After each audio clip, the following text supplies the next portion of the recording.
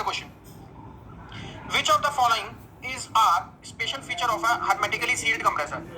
So we have already covered in the theory part in the refrigeration equipment chapter that there are three types of compressor: open type compressor, semi-hermetically type compressor, hermetically sealed compressor. Okay. So in the case of open type compressor, the chances for leakage of refrigerant are high, but the maintenance is very easy because the compressor and motor are the separate units. In the case of semi-hermetic, the compressor and motor are placed in a cylinder shell with a flexible or removable cover. Okay. And in the case of hermetically sealed compressor, the chances for leakage of refrigerant are negligible, but the maintenance is complex. These are placed in a welded steel shell. But the important part is we have discussed the disadvantage of hermetically sealed, that its heat rejection ratio is high because of its lower COP. Okay. So now read the option A. No shaft seal is necessary. Correct. The compressor may be reciprocating or rotary type. Yes. The more silent in operation. Yes. The best example is your domestic refrigerator of hermetically sealed compressor. Okay. And COP is less than that of open compressor. Perfect. It means we can say that A, B, C, D all are correct. Okay. All are correct. Now, question number 2. Which of the following represents air refrigeration cycle? Means reversed Breton cycle. Okay. Reversed Breton cycle. Okay. So in the case of reverse Breton cycle, the process 1 to 2 is isentropic compression. 2 to 3 is constant pressure heat rejection. Clear? 3 to 4 is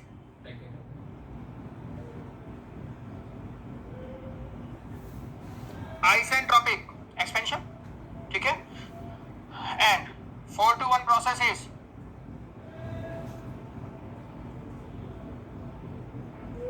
constant pressure heat absorption और heat addition. Okay? Constant pressure के ऊपर heat क्या होती है? Add होती है. ठीक है? So air refrigeration cycle means reverse Breton. Reverse Breton means directly from the name itself we can say that in this case the direction of the work absorbing devices are shown in anti-clockwise on PV and TS. Okay? PV और TS के ऊपर क्या होगी direction? Anti-clockwise. So if you will see option B, the option B, the direction on the PV curve is clockwise. That is wrong. Now option B is directly wrong. Okay. Now see option A. 1 to 2 isentropic compression. Yes. 2 to 3 is constant pressure heat rejection. Perfect. 3 to 4 is isentropic expansion. 4 to 1 is constant pressure heat addition. It means option A is right. Okay. B is wrong. Now come to the C part. C is 1 to 2 is isentropic on the TS curve. Yes. It has to be vertical up. Okay. 2 to 3 correct. Constant pressure पे heat reject हो रही है. In the case of heat rejection, the entropy is going to be decreases. 3 to 4 right isentropic vertical down expansion. 4 to 1 constant pressure heat addition, entropy has to be increases. Okay. So option C is right. Your TS diagram is right. Option C and option D. In the case of option D, that is wrong because if you will observe, see here.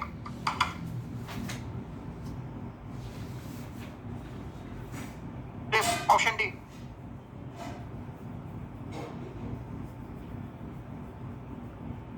One, 2, 3, and 4. If you will observe carefully, 2 to 3 process. 2 to 3 process is constant pressure heat rejection. In the case of heat rejection, the temperature cannot be increases. Okay, so constant pressure heat rejection. Working fluid is air. So we can apply PV is equal to MRT. If we can apply PV is equal to MRT, so temperature is directly proportional to volume. So in the case of constant pressure heat rejection, the temperature is going to be decreases, so therefore volume will also decreases. But if you will observe 2 to 3 direction, the temperature of the system is going to be increases. So it means we can say that option D is wrong. Okay, option D is wrong. So what is the final answer?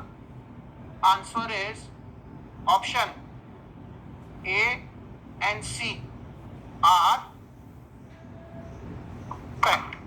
Okay, please note down. लिख लीजिए.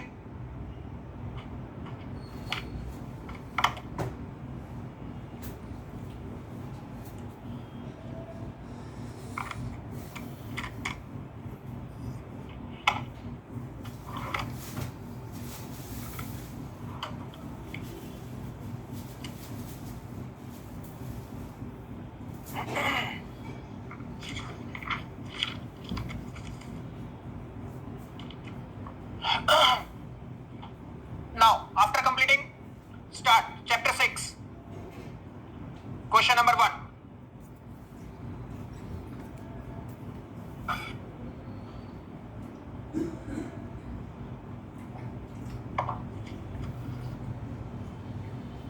Chapter 6, question number 1. Okay. Read the question carefully. If the moist air is adiabatically saturated in an air washer, adiabatically saturated. Okay. First, we will draw a psychometric chart. Adiabatic saturation. If you are able to recall your previous classes, so we have already discussed. This is your dry bulb temperature on x-axis. On this axis, there is a specific humidity and kg per kg of dry air. Okay, so adiabatic saturation process is related to your desert cooler. So this is suppose your 1 to 2 process. Okay, 1 to 2 process. Now, which of the following statements are correct out of A, B, C, and D? Okay, first statement: wet bulb temperature remains constant. Perfect, right? Relative humidity increases. Yes, relative humidity increases. This having phi 1, this is your saturation curve. Okay, now tell me, what is the value of relative humidity for the saturation curve? It's 100%. Okay, so in the process 1 to 2, the relative humidity is going to be increases. It means option B is also right.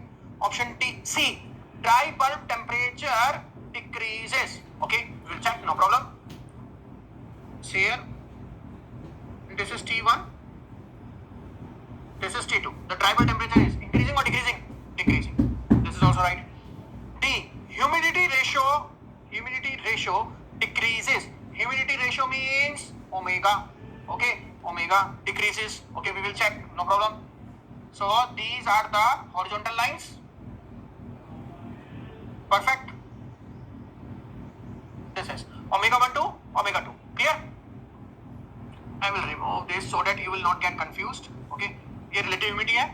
Now specific humidity, these are the horizontal lines corresponding to point 2, omega 2, this is omega 1. But we know that the specific humidity value is increasing in which direction? In plus y. It means option D is wrong. So if moist air is adiabatically saturated in an air washer, then option A, B and C are correct. So the final answer is A, B and C.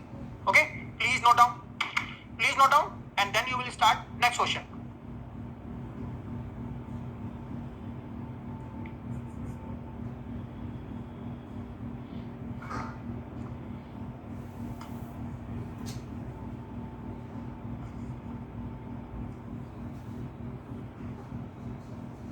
Okay, completed? See, now we will start our next question. When the wet bulb temperature and dry bulb temperature are equal, which of the following statements are correct? When the wet bulb temperature and dry bulb temperature are equal, means this point lies on saturation curve. So we have used this information so many times. Okay, in the numericals also when we are solving your workbook questions. Okay, so option A, air is fully saturated. Yes, correct. Dew point temperature is reached. Yes, because on the saturation, dry bulb temperature is equal to wet bulb temperature is equal to dew point temperature. Option C, the partial pressure of water vapor is equal to total pressure. No, this is wrong. We will check. We know that when your point lies on the saturation curve, the value of the relative humidity is 100%. Okay, what is the definition of relative humidity? It is defined as the ratio of partial pressure of water vapor to the partial pressure of water vapor under saturated condition. It means we can say that PV is equal to PVS, means partial pressure of water vapor is equal to partial pressure of water vapor under saturated condition. Now again read option C. Question number 2, option C. Partial pressure of water vapor is equal to total pressure? No, it means your option number C is wrong. This information is right. Okay, this is right, but option C statement is wrong. Okay, now D, humidity ratio is 100%. No, humidity ratio is the another name of humidity ratio is equal to 100%. Okay, is equal to 100%. No, this is wrong. Humidity ratio is the another name of specific humidity. Specific humidity formula is 0.622 PV upon P minus PV. So in this case, when your system, when your point is lies on the saturation curve, in that case the relative humidity is 100%. Okay, not the specific humidity. It means your statement number D is also wrong. So what is the final answer? Final answer is A and B are correct. Okay, A and B statements are correct. So when your point is lies on the saturation curve, then the dry bulb temperature, wet bulb temperature, dew point temperature all are having same value. The relative humidity is 100%, not the specific humidity. Okay, specific humidity is not 100%. Okay, so and specific humidity, another name is humidity ratio, and the partial pressure of water vapor is not equal to total pressure. Okay, so this statement is given as option C, so that is wrong. Option D is also wrong. So for the question number 2, option A and B are right. Okay, please note down.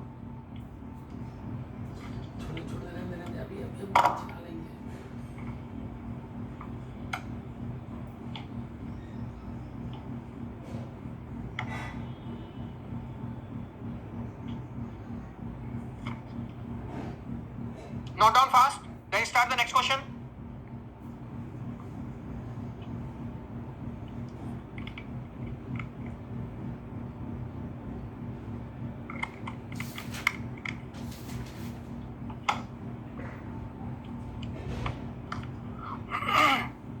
Question number 3.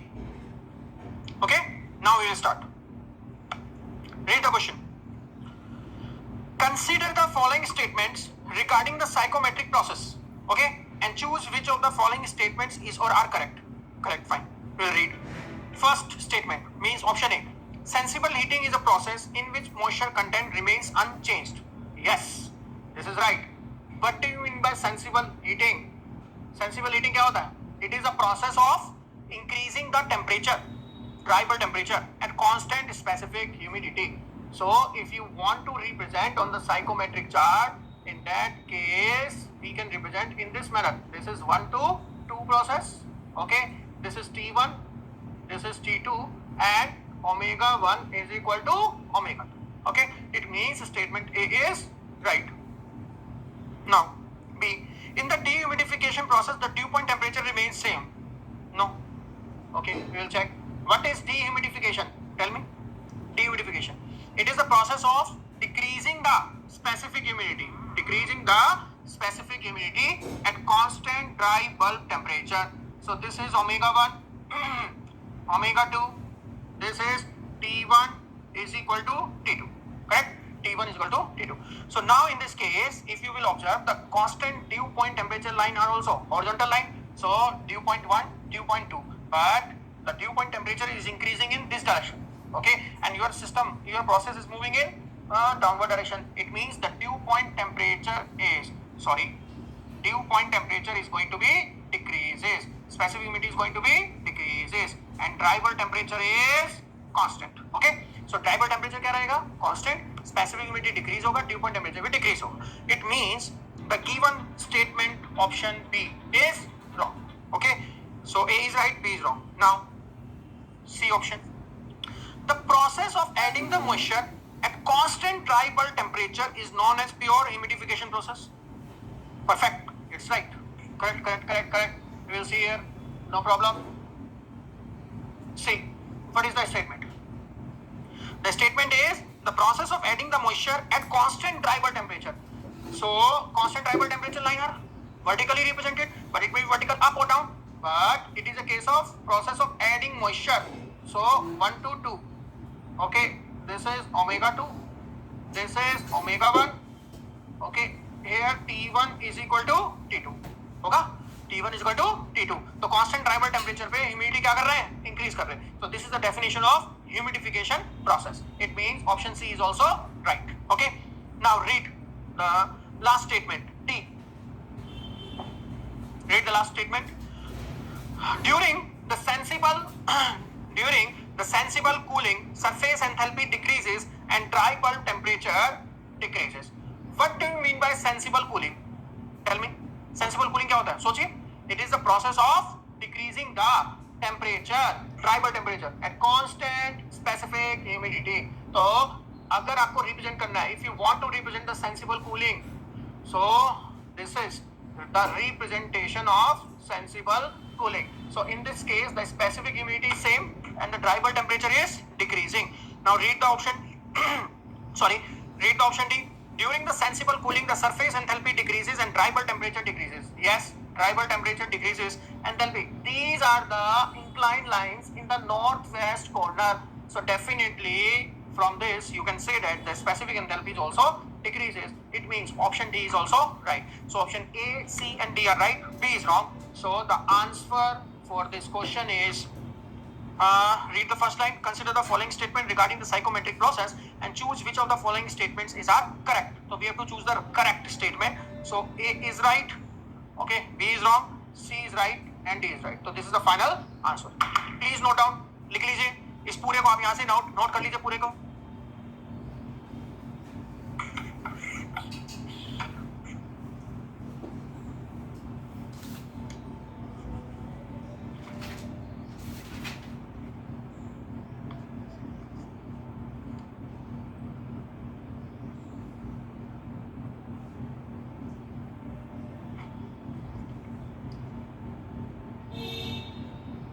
Note down fast.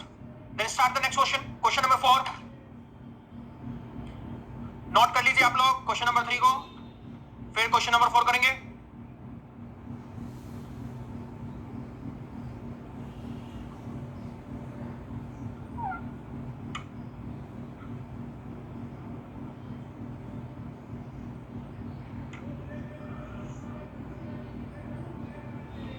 Okay, we will start. See here. During chemical humidification, okay, so first we will draw the psychometric chart for chemical humidification process. Chemical means chemical or adiabatic word is mentioned, it means it is representing constant enthalpy. Okay, constant enthalpy lines are the inclined lines. Next, humidification will decide the direction, it is moving towards the saturation or away from the saturation. So because in this case we are interested in chemical humidification, so omega 1, this is omega 2, now this is T1 and this is T2, correct? So T1 and T2. So in this case and this is your saturation curve. Okay, so now see the option. Option A, tri-bulb temperature decreases. Okay, see this is T1, this is T2, correct? Tri-bulb temperature is decreases. B, dew point temperature increases. Dew point temperature, yes, dew point temperature lines are the horizontal lines and increasing order in this direction. So it means the dew point temperature is also increases. Yes, this is also right. So means first is right, second is right, then third. Specific volume, small v, it is we know the standard notation, specific volume. See here, specific volume lines are the inclined lines. So we have already discussed, okay, so I have already told you that before attending this lecture please go through your notes, okay. V1, V2. So the specific volume, this is V1 to V2. It is moving in this direction. The specific volume is going to be decreases. So now option C, yes, this is also right. Option D, specific enthalpy increases. Okay, let me check. Arey Baba, how it is possible? It is wrong. Why? Because the word chemical humidification word is given. So for this, the specific enthalpy remains constant. Okay, so the answer for this question is A, B and C. All are correct. This is the answer. Note down.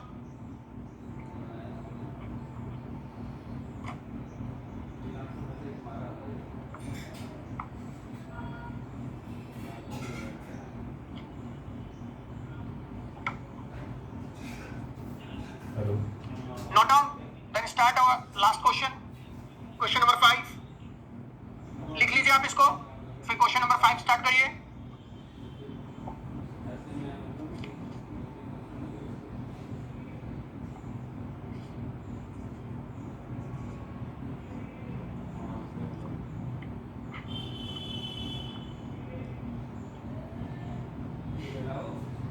Okay, now we will start our question number 5. Okay, now please read the state question. Sorry, which of the following statements is or are correct? In and the sensible cooling of moisture is physical properties varies as follows. Okay, sensible cooling. What is sensible cooling?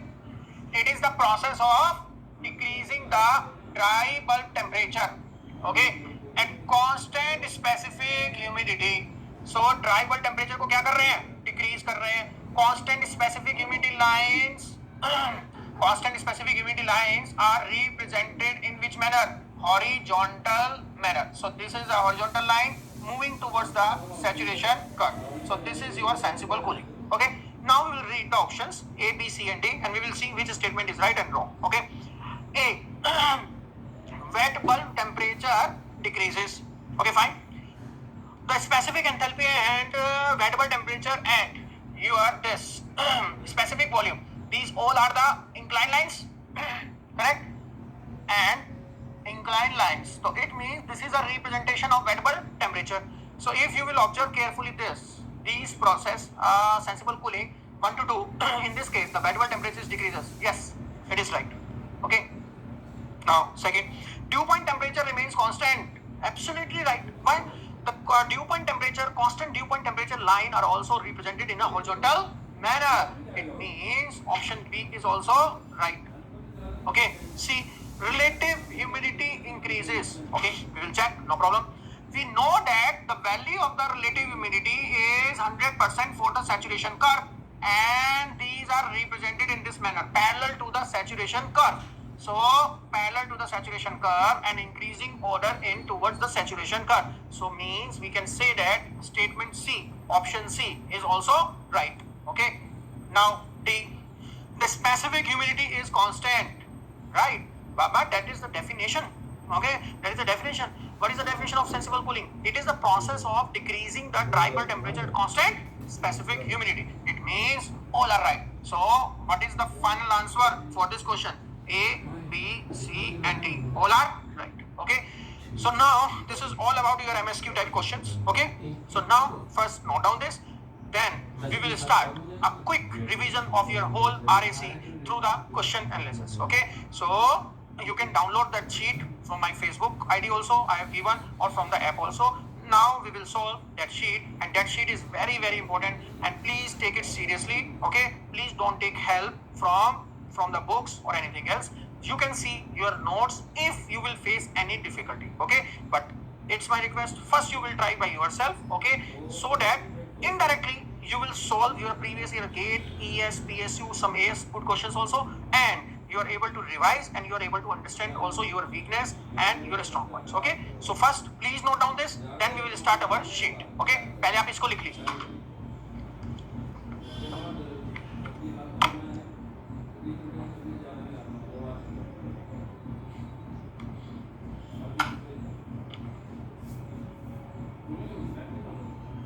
So now we will start our sheet. Okay, from question number 1. This was a question from your GATE to round 3. Okay, an industrial heat pump operates between the temperatures of 27 degrees Celsius and minus 13 degrees Celsius. The rate of heat addition and heat rejection are given as 750 watt and 1000 watt. The COP for the heat pump is. So what is the first step? I have told you this question is related to your chapter number 1. So first draw the block diagram. This is work input from T lower. This is T higher. Okay. So capital T is the temperature in degree Celsius or Kelvin? Kelvin. 27. This is 13 degrees Celsius. It will come out as 260 Kelvin. Okay. The rate of heat addition and heat rejection. So this is 750 watt and this is 1000 watt. Okay. So now if you want to find out the value of work input, so work input will come out as apply first law 1000 minus 750. So it will come out as 250 watt. Okay. So 250 watt. So why they have given this type of question? It looks very easy, but there is one game. See, what is the game? COP the heat pump. In the case of heat pump, the desired effect is higher. So T higher upon T higher minus T lower. So T higher is 300 Kelvin. Okay. And T lower is 260 Kelvin. So 300 minus 260. So 300 upon 40. So it will come out as 7.5. Okay, but this is your option A, but this is wrong. This is the king. Okay, so I have already explained in the first chapter that if the maximum possible COP or the reverse Carnot COP or the ideal COP word is not given, in that case always calculate the actual COP of the system. So in this case they have not mentioned that they are interested in your ideal or maximum possible or reversible. Okay, so due to this reason I will calculate the value of COP of heat pump by the use of Q higher upon Q higher minus Q lower, or simple desired effect upon work input. So desired effect is 1000 upon 250, it is equal to 4. It means the answer is option C. Okay, note down.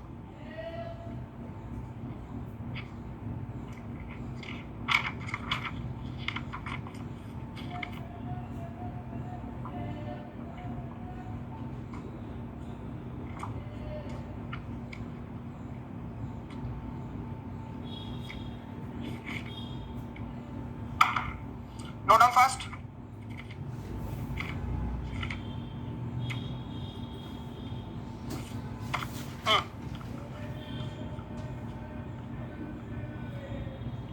Now say here, question number 2 and question number 3, there is no need to solve. We have already covered in the workbook. Okay, so that was from your GATE 2003 and for the 4 marks. Okay, so in the workbook, chapter number 2. Okay, if you want, you can see your workbook, chapter number 2, question number 18. Question number 18. Okay, chapter 2, question number 18. In fact, that question is also very important. Okay, but we have already covered. So 2.1 kilowatt and 3 with 2.33. Okay, now start question number 4.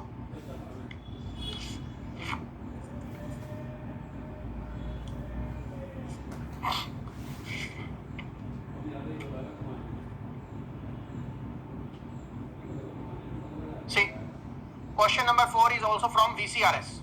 Okay, vapor compression refrigeration system. So what is the first step I have told you? Read the question, and if there is no information is given in the question, if there is no information given in the question regarding the exit of your evaporator and exit of condenser, means what is the exit state of the refrigerant in the evaporator at the end of the evaporator, and what is the exit state of the refrigerant at the exit of the state of the refrigerant at the exit of condenser. So if there is no information is given, then assume complete evaporation and complete condensation, means saturated vapor and saturated liquid. Okay, so the inlet of the condenser is 283. So inlet of the condenser is 283, means corresponding to this H2 they have given as 283 kilojoule per kg. Okay, the exit of the condenser is 116 kilojoule per kg, means they have given the value of this factor, but we know that the process 3 to 4 is throttling. It means S3 and H4 are same, so indirectly we know the values of specific enthalpy for point number 4 also. The exit of evaporator means corresponding to this they have given the value 232 kilojoule per kg. Okay, so now you need to calculate the COP of the system. So COP is desired effect upon work input. Okay, desired effect upon work input. So desired effect is the term related with evaporator. So where is evaporator? 4 to 1 process. So this should be H1 minus H4. Clear? And work input is 1 to 2 compressor. So S2 minus H1. So this is 232 minus 116 divided by 283 minus 232. Okay, so now calculate the values.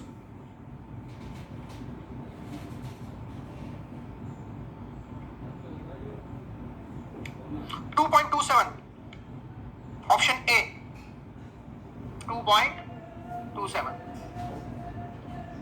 A option is right. Okay, please note down. Then start the next question, 5 and 6.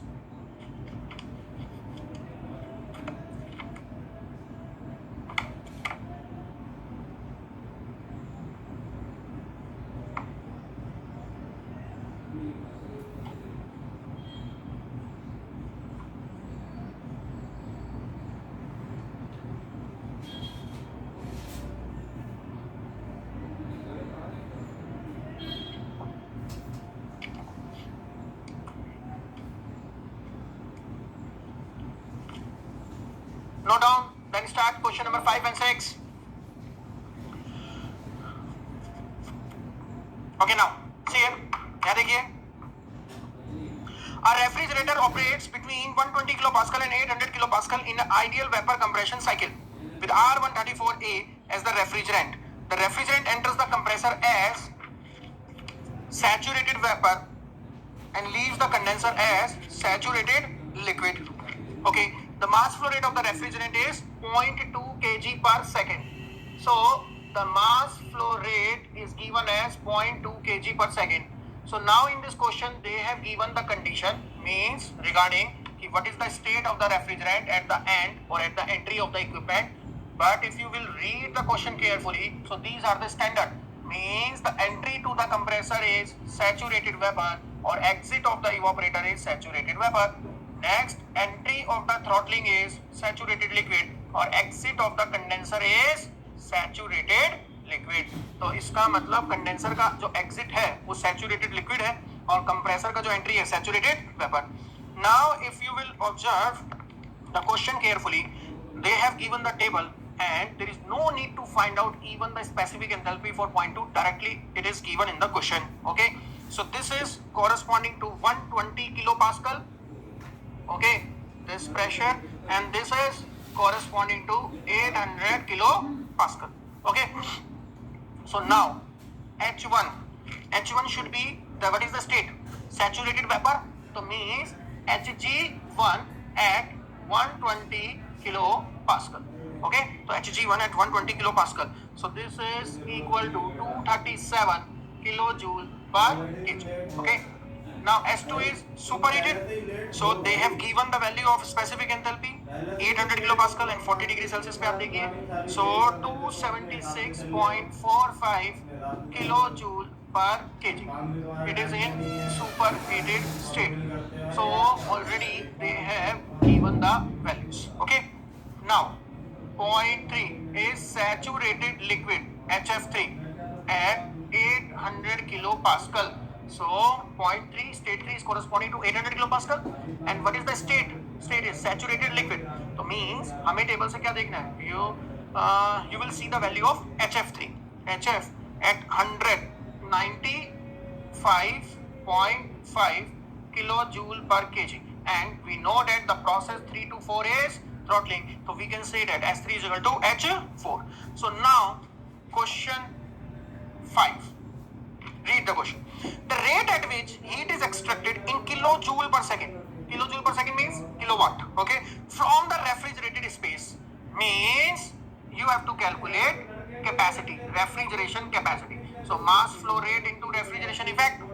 So it is equal to mass flow rate into H1 minus H4. Okay. So what is the value of the mass flow rate? That is 0.2 kg per second. H1 is 237. Okay. H4 is, because H3 and H4 are same. H3 and H4 are same. So minus 95.5. Okay. So now calculate the values. 237 minus 95.5 into 0.2. So it will come out as 28.3 kilowatt. Okay, 28.3 kilowatt. If you will see the option, question number 5 options, option A is right. Please note down. Then we will calculate the answer for question number 6 also. तो पहले आप इसको लिख लीजिए, फिर हम question number 6 को भी करेंगे.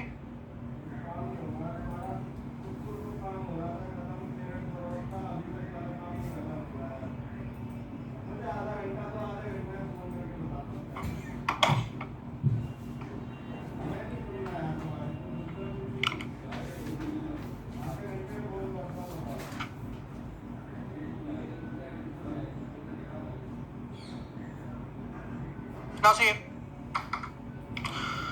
the power required for the compressor in kilowatt means power input. So mass flow rate into work input. So mass flow rate is the term related with compressor. So S2 minus H1. Okay? S2 minus H1. So mass flow rate already given in the question, 0.2. S2 is 276.45. H1 is 237. Correct? So now please calculate the values. 276.45 minus 237 into 0.2, 7.89. 7.89 kilowatt. So approximately 7.9. So if you will see the option C is correct. Okay, enjoying now? So these types of questions they have asked in the GATE previous year. These all questions are from your previous year GATE exam. Okay, so I'm not saying that you will not do research. Okay, but there is of no use. Okay, just read the subject only up to the requirement because of the limited time constraint. Okay, so you have to cover the syllabus, whole subject syllabus within the prescribed time, and minimum you have to revise 3 to 4 5 times, otherwise you are not able to solve the questions in the main exam. Okay, so please don't go if you will like some subject and you will think that I will do research on the subject. In that case, that is no problem, but the problem is that you have to cover your all 15 subjects. Okay, all 15 subjects, 12 technical plus maths plus aptitude plus English. So and within the prescribed time, limited time. Okay, so in that case just follow the notes. Okay, and then start solving the previous year papers if you are able to solve. Then what is the need of doing? Okay, so yes, you can refer any good book. Okay, you know the standard books, and I have told you also the CPA Road and PL Balani, these are the books, but only in that case if you will face some difficulty in some topics. Okay, so otherwise if you will follow the notes, definitely your all questions you will get the right answer and you will enjoy them. Okay, now please note down and then start. Question number 7. Don't take rest. Note down fast. Today we will play with the GATE exam.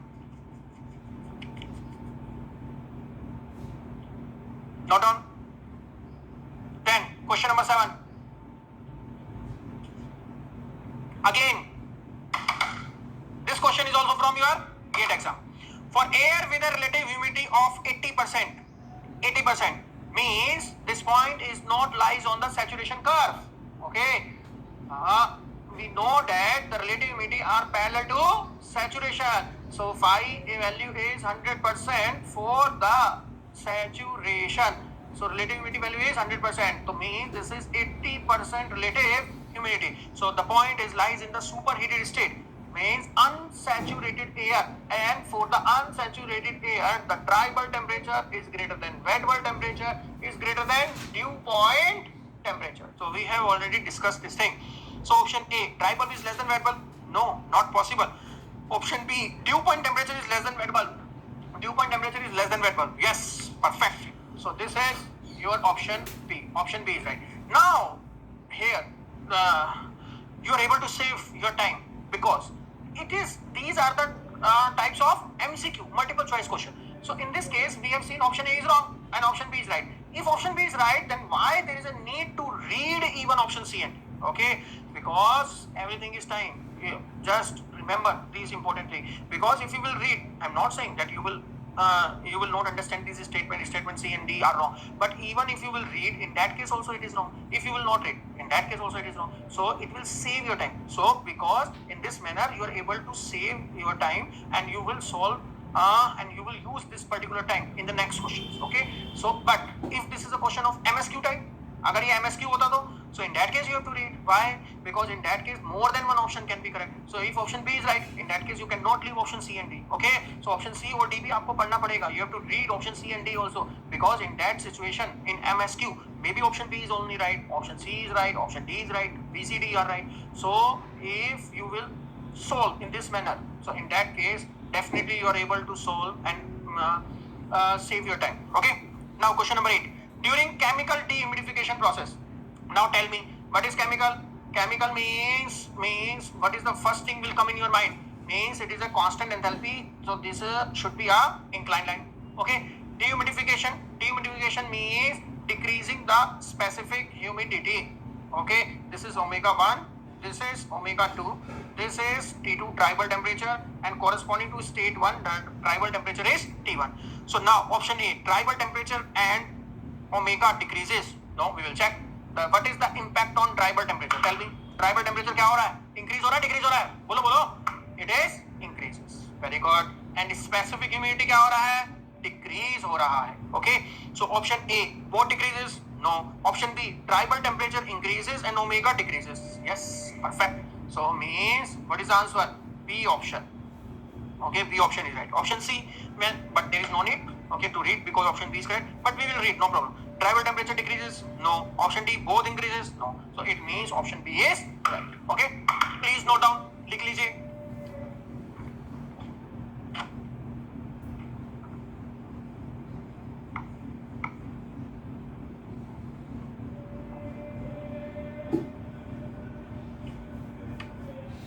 Note down. Then start. Question number 9 and 10.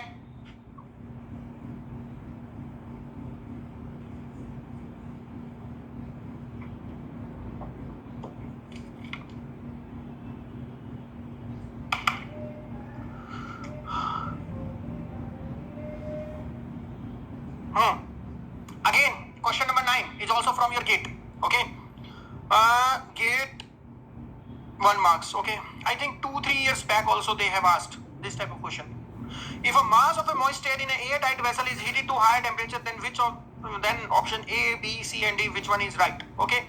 If a mass of a moist air in an airtight vessel is heated to higher temperature, so if you will observe carefully and if you will read the statement carefully, just see your notes or just recall. We have already written one point in the note and we have solved one numerical also on the concept of this. When the moist air is compressed or when moist air is heated in an airtight vessel, which property remains constant? Which property? Specific humidity. Okay. So in this case, a mass of a moist air in an airtight vessel is heated.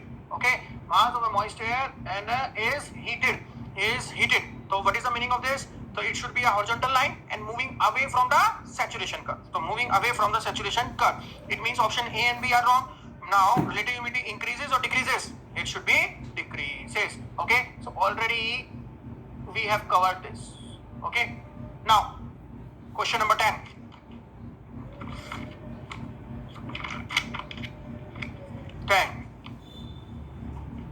Correct. Various psychometric processes are shown in the figure. Okay. So I think you are able to recall this topic. Simultaneous representation of all the processes on the psychometric chart.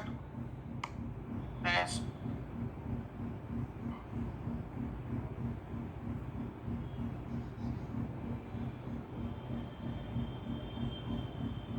Clear? So this O2A is sensible heating. This is sensible cooling. This is O2B is humidification. O2D is dehumidification. This is heating plus humidification. This is heating plus dehumidification. This is cooling plus dehumidification. This is cooling plus humidification. So we have already covered this thing. So this question number 10 from your GATE exam 2005 and they have asked this question for 2 marks. Okay, so just enjoy. So if just relate with the given curve, this is your first, this is your fifth, this is your fourth, this is third, and this is second. Okay, so P0 to 1 is sensible heating. So P should be attached with second. So I've already told you my method that how to solve the questions in a fast manner. So just apply P with 2. So option A and D are cancelled out. So P with 2. So option B and C are left. And in B and C, Q and R are common. Then why there is a need to waste the time? So see option S and D. So S is 0 to 4. S is 0 to 4 and this is 0 to 5. So 0 to 4 and 0 to 5. In both the cases, the humidification is there. But in 0 to 4 process, there is a cooling. 0 to 5, there is a heating. So just see the options. Name of the processes: humidification with steam injection, humidification with water injection. So this should be with steam. Okay, 0 to 5. So this should be with steam. It means this should be attached with 4. And what is left? This should be 5. Okay. So S with 5 and T with 4. It means which option is right?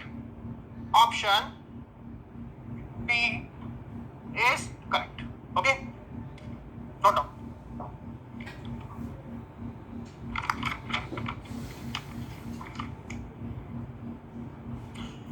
Note down fast. Then try the next question. Question number 11. And mark as important. Mark question number 11 as important. Very, very good question. And it was from your GATE 2008 exam. Okay. That was conducted by the ISC Bangalore. GATE 2008 exam. So I was appeared in that in this exam, GATE 2008. I have given. Okay.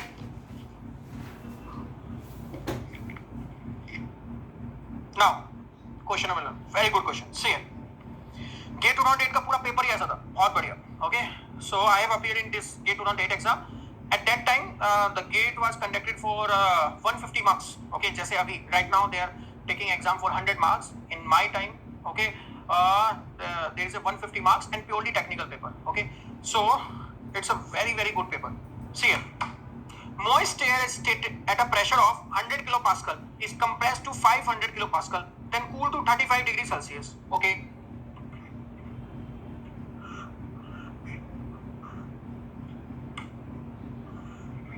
Compressor, then cooled to 35 degrees Celsius in after cooler. Okay. So let it be state number 1. This is state number 2, and this is state number 3. Okay.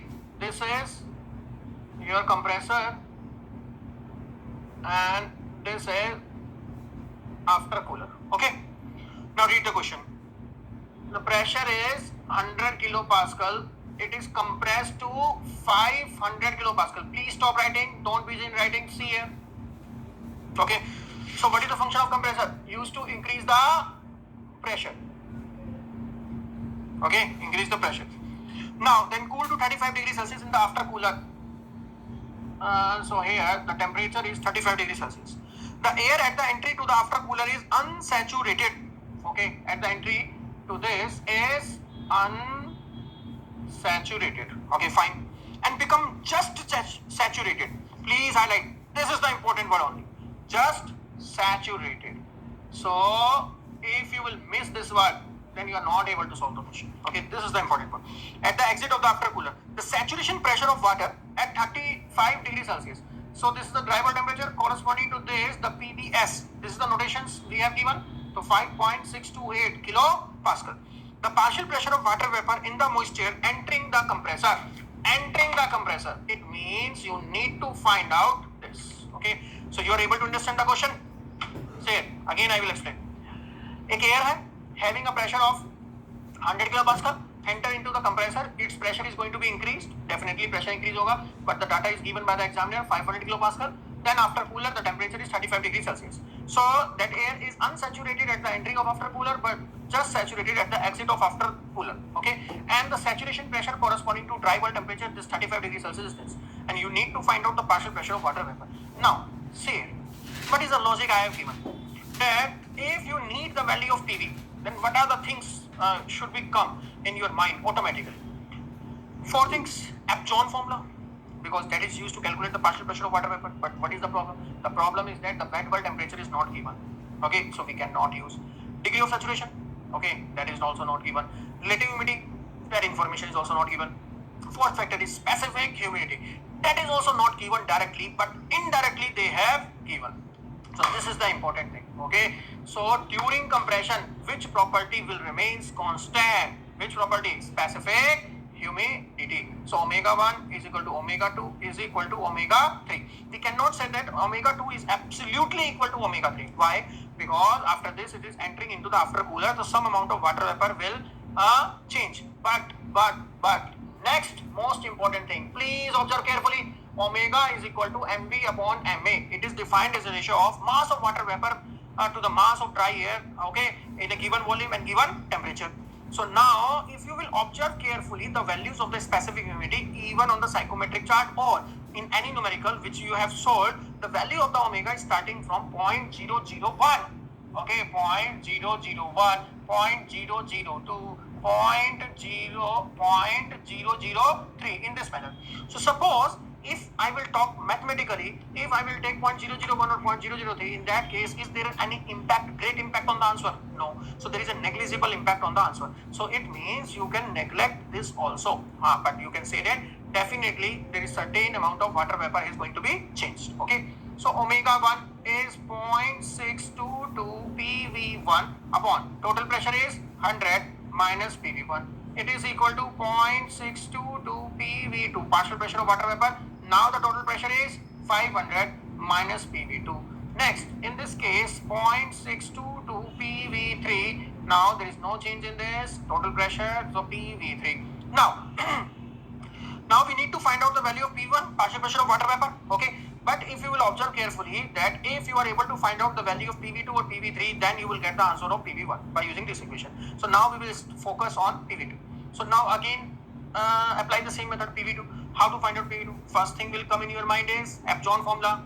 Not given the value of vapor temperature, degree of saturation, specific humidity, relative humidity. So no information is given. Okay, don't worry. Come to the PV3 side. In this case, again you will apply the same method. But if you will observe carefully, the word saturated word is given. It means the value of relative humidity is 1. If the value of relative humidity is 1, so PV3 upon PV saturation at state 3. It means the partial pressure of water vapor and the partial pressure of water vapor under saturated condition are same. So at dry bulb temperature, the value of saturation pressure is 5.628 kilopascal. It means so they have given the word saturation, and on that saturation the value of the relative humidity is 100%, or by using that expression you will get PV3 is equal to PVS3. Now use here. Okay, now use in this equation. So from there you will get the values of PV1. Okay, the values of PV1. So 0.622 PV1 upon 100 minus PV1 is equal to 0.622 into 5.628 upon this. What is the unit of 500? 500 kilopascal. So 500 minus 5.628. So now please solve this. You will get the answer for PV1. First note down. पहले आप इसको लिख लीजिए and then calculate the values. Please note down.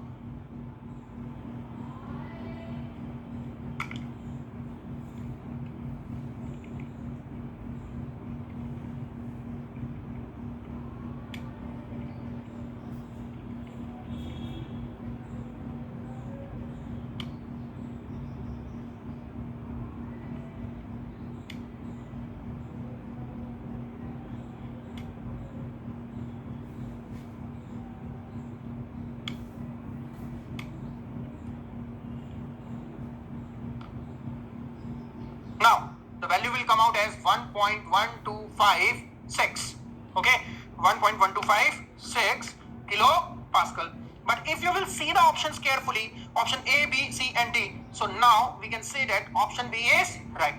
So because the paper is conducted by the IISc Bangalore, so see the beauty. In the last line, they have even taking the precaution and they have given the partial pressure of water vapor in kilopascal in the moisture entering the compressor is closest to. It is closest to. Okay, so even they have given this word, it is closest to, because we can say that we know that omega 2 is not absolutely equal to omega 3, because in this case there is some change. But I have already explained that if there is a change in the values of the omega, it means in that case mathematically there is not a huge impact on the answer. So you can neglect that impact, and we can say that approximately omega 2 and omega 3 are same. So in this manner, and with the help of this word saturation, we got the value of PV3, and with the help of that we know the value of PV1. So the answer is option B. Now please note down, then start the next question.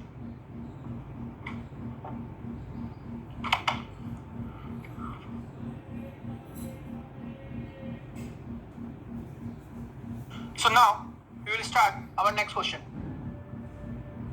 This was from your gate 2010. Okay, a moist air sample has a dry bulb temperature of 30 degrees Celsius. The dry bulb temperature is 30 degrees Celsius, and the specific humidity is 11.5 gram per kg. So please take care of the units. I've already told you that intentionally they are given in terms of gram per kg. So 11.5 into 10 is for minus 3 kg per kg of dry air. Okay, so we will use this data in this form. Okay, next, assuming the molecular weight of the air is 28.93, if the saturation pressure of the water at 30 degrees Celsius, so corresponding to 30 degrees Celsius, the saturation pressure is given as 4.24 kilopascal and the total pressure is given as 90 kilopascal. Then you have to find out the relative humidity. Okay, you have to find out the relative humidity. So now see, what is the formula of phi? Phi is PV upon PVS. Okay, so the value of PV is unknown. Okay, but the value of PVS is given 4.24. 4.24. So now the unknown parameter is PV. So how to calculate the values of PV? In this question, the value of omega is given. So 11.5 into 10 is for minus 3. This is the value of omega, specific humidity. 0.622 PV upon P minus PV. P is the total pressure. Okay, this is the case. So now from here you will get the values of PV and then use the value of PV in equation number 1. So from there you will get the values of relative humidity. Okay, now we will calculate the values.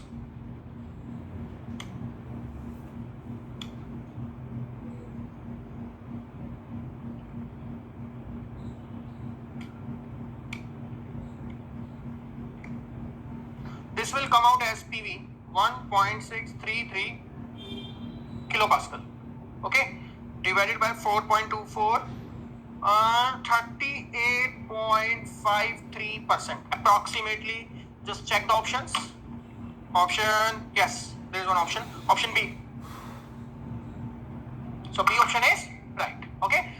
So what is the simplest way? Okay, easiest way is just read the question carefully, note down the information and take care of the units. Okay, so they have given in terms of gram per kg, but you need to convert in terms of kg per kg. With the help of specific humidity, we got the values of PV and we have used in equation number 1. So from here you will get the values of relative humidity. Okay, so now please note down, then start the next question. Question number 13.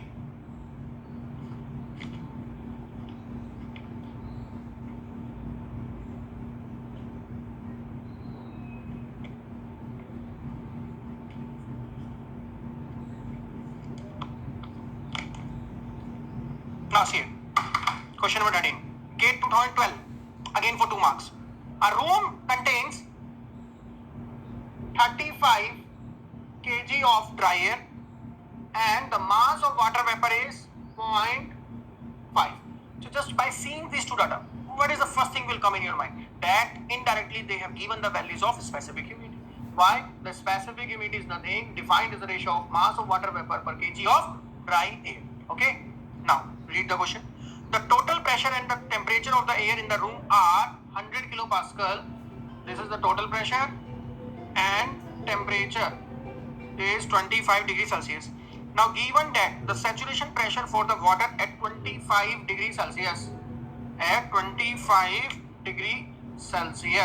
so PVS is 3.17 kilopascal. Now you need to find out the values of relative humidity. So in GATE 2010, they have given directly the values of the specific humidity, your last question, okay, but they are playing with the units. Now in this case, indirectly they have given the values of the omega. So omega is equal to 0.622 PV upon P minus PV. So again, with the help of this expression, we will get the values of PV. So mass of water vapor per kg of dry air, this is 0.622. So the value of PV is unknown. The total pressure is 100. This is minus PV. Okay. So now calculate the values of PV. 0.5, 0.35, 0.622.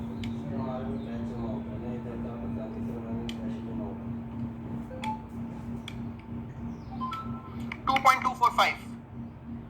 2.245 kilopascal. But we are interested in relative humidity. So relative humidity is PV upon PVS. So 2.245. The saturation pressure value is already given in the question. 3.17. So 3.17 से divide करेंगे. So you will get 70.82 into 100 in terms of percentage. We will calculate 70.82%. So just check the options. If you will see the option, okay, of question number 13, then option D is right. Approximately 71%. Please note down. Note down. Then question number 14 is very important. We will solve by using a trick. And you will enjoy.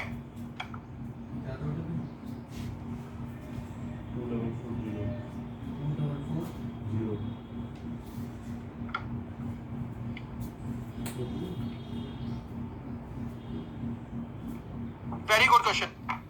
Gate 2005. That was conducted by IIT Bombay.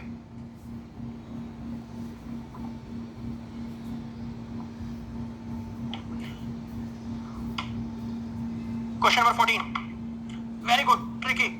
Okay, if you are able to understand this, then if this type of question will come again in your exam, depends on your luck, then you will get the answer, right answer, in less than 5 seconds. 5. Okay, see it. Without the psychometric chart, we will solve. See, for a typical sample of ambient air at 35 degrees Celsius, ambient means surrounding, means it is indirectly giving the value of dry bulb temperature. 75% relative humidity are parallel to the saturation curve.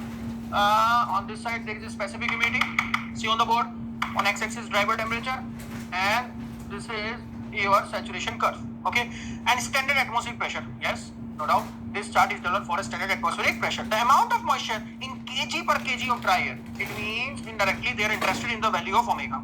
First thing, tell me, what is the observation? If you have seen the chart carefully, or if you have read my notes, in that case also the values of the omega is starting from 0.000, 0.001, 0.002, 0.003, 0.004, and so on. Correct? So now tell me, option C and D are possible? No. So option C and D are over. Now the answer is out of A and B. Okay. So now 35 degrees Celsius dry bulb temperature. See here carefully, 35. The value of the dry bulb temperature starting from the negative side. -5, -10 degree Celsius. Then after every 5 degree Celsius, 5 degree के बाद आपको values रखिए -10, -5, 0, 5, 10, this in this manner. So it means we can say that 35 degrees Celsius should be lie on the right side. Yes or no? Yes. So constant dry bulb temperature line are horizontal or vertical? These are the vertical lines. Perfect. Relative humidity 75%. So this is 100%. This is 50%, approximately half. Okay, and then 75%. It means the constant relative humidity lines are क्या होंगी? Are parallel to saturation. Okay, are parallel to saturation. Okay, now we will draw, no problem. So these are parallel to the saturation curve. So on the psychometric chart exactly we can represent, but now we are not using psychometric chart, just by the observation we want to find out the right answer. Now tell me, so their intersection should be on the top side or on the bottom side? Top side or bottom side? Top side. It means the value of the specific humidity, the value, option A, what is the value? They have given 0.002 and option B 0.027. So what should be the answer? It should be on the top intersection. So it means the answer should be B. So option B is right. Okay. So मैंने क्या बताया कि chart के बिना भी आप इसको कर सकते हो. जस्ट एक सिंपल सी ऑब्जर्वेशन है कि 35 डिग्री सेल्सियस वैल्यू हाई है ड्राई bulb टेम्परेचर की, तो वो राइट साइड होगी. नेक्स्ट 75% है तो इसके मिडल से भी ऊपर होगा, क्योंकि सैचुरेशन कर्व के ऊपर 100% होता है, यहाँ पे 50% और इसके ऊपर होगा 75. तो इसका मतलब 75% रिलेटिव ह्यूमिडिटी और 35 डिग्री सेल्सियस का जो इंटरसेक्शन होगा वो टॉप साइड होगा. And it means out of option A and B, option B is more preferable. Correct, game over. So that this question is from your GATE 2005. And if you will see question number 10, just see the notes. This question, RSC sheet, question number 10. That was also from GATE 2005. Okay. So at that time there is only single set. Okay. So 3 marks. That question was for 2 marks and this one for 1 marks. Okay. Note down. After this, try the next question 15, 16, 17, 18.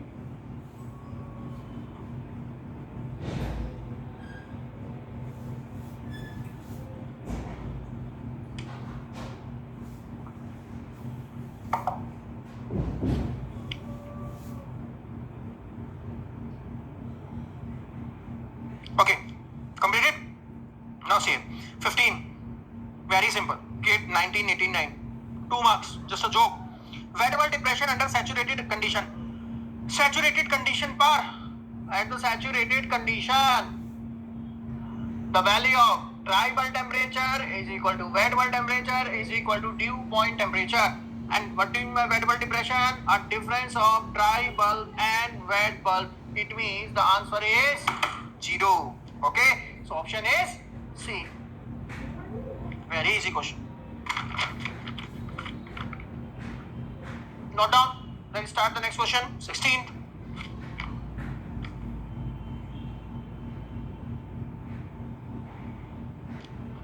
Shall we start? See. Atmospheric air. One small request, when I am explaining, please see on the video, okay? Please don't write, okay? Atmospheric air from 40 degrees Celsius and 60% relative humidity can be brought to 20 degrees Celsius and 60% relative humidity. Okay, fine. We will draw the curve. So on this axis, drivable temperature. On y-axis, specific humidity. The relative humidity value is 100% for the saturation curve. Okay, so 60% should be parallel to the saturation curve. Okay, this is 60% relative humidity. So now that's why I have separated all the different parameters representation. Okay, how to represent the constant parameters on the psychometric chart. Okay, so now you are able to understand now why we have wasted so much time. Okay, so that is not wastage, that is a useful, and in this manner you are able to play with the gate exam. Okay, so read the question. From 40 degree 60% relative humidity can be brought to 20 degree 60%. Now tell me why there is a need of chart. Just use your mind. The 40 degrees Celsius should be on the right side or on the left side. Means on the right of 20 or on the left of 20. Right of 20, because the value of drivable temperature increase in this direction. So now suppose this is the case. This is 40 degrees Celsius and this is suppose 20 degree Celsius. Okay, so can be brought to this manner. Okay, so this is your state 1, this is your state 2. So now tell me, when the process 1 to 2 is representing is which process? Option A, cooling and dehumidification. Perfect. The drivable temperature is decreasing and specific humidity is decreasing. So cooling and dehumidification. So A is the right answer.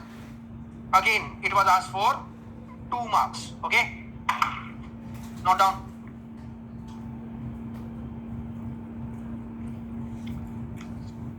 So now the question number 17.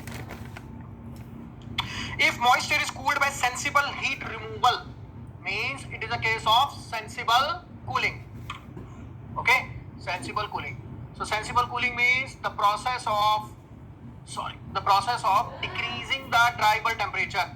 Okay, the process of decreasing the drivable temperature at constant specific humidity. So omega 1 is equal to omega 2. Okay, now which of the following are correct? Option A, no omega changes, wrong. Option B, omega changes, wrong. Option C, both omega and phi changes, wrong. Option D, none of these. Now see here, you can find out for phi also impact, but why there is need? Because what is the important observation? Omega is constant. In option A, omega changes. In option B, omega changes. In option C, omega changes. It means answer is C. But if you want to see, then this is your relative humidity in this manner. So means we can say that relative humidity is increases, specific humidity is constant, and drivable temperature is decreases. Okay, drivable temperature is decreases. It means according to the option D is correct. 18th. For air at a given temperature, as the relative humidity is increased isothermally. See here, listen carefully, please. At a given temperature, relative humidity is increased isothermally. Means constant temperature, the constant temperature line are represented in which manner? Vertical. So now we can say that T1 is equal to T2, but 1 to 2 is vertical up or 1 to 2 is vertical down. Now read carefully. Relative humidity is increased. So means this is phi 1, phi 2. In this manner only the relative humidity is going to be increases. Okay, phi 1 to phi 2. It means indirectly it is a definition of humidification process. So purely humidification process. So what is humidification process? It is the process of increasing the specific humidity at constant dry bulb temperature. So now tell me, if you will see the options, they are not interested in this. What is the impact on dry bulb and specific humidity? They are interested in specific enthalpy and variable temperature. So now tell me, this is 1 to 2. So specific enthalpy is going to be increases and WBT are also going to be increases. So both factors are going to be increases, specific enthalpy and WBT. It means option A is right. So just we are solving this question to boost your confidence, okay, so that you are able to understand ki please don't waste your time in any other things. Okay, so you have to make a plan that if you are able to solve the question, then why there is a need and go here and there. Okay, so these all are questions from your previous year GATE exam. Okay, these all are questions, and you will solve all these questions very easily. Okay, please note down. Then we will start question number 19. लिख लीजिए.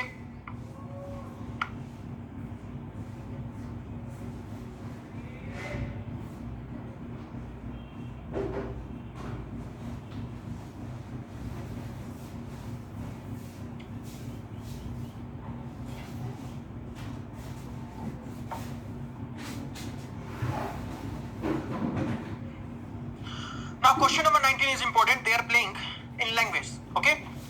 This was from your GATE 2006 for 2 marks. Okay. The statement concerns the psychometric chart. First, constant relative humidity lines are uphill straight line. No, this statement is wrong. The constant relative humidity are of curve type and parallel to the saturation curve. It means one is wrong. If one is wrong, so just use the trick. We can solve by basic method also, but we want to play with the exam. See here, 1 and 2, 1 and 3, 2 and 4. Now tell me, if one is wrong, how option B and C is possible? Over. Now, if you will observe A and D, 2, both are common. It means why there is a need to waste your time to read the statement number 2 in exam point of view. Okay, here we will read, no problem. Okay. Second, constant WBT lines are downhill straight line to the right. Perfect. Third, constant specific volume line are downhill straight line to the right. Right. Perfect. Fourth, constant enthalpy line are coincident with constant variable temperature line. No, that is wrong. Why? Because I told you that enthalpy and WBT lines are inclined lines.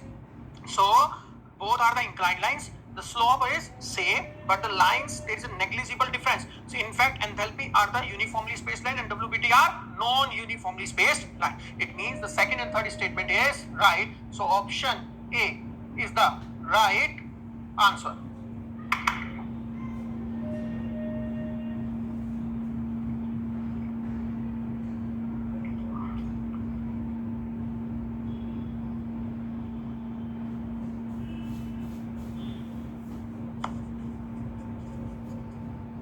Now, question number 20.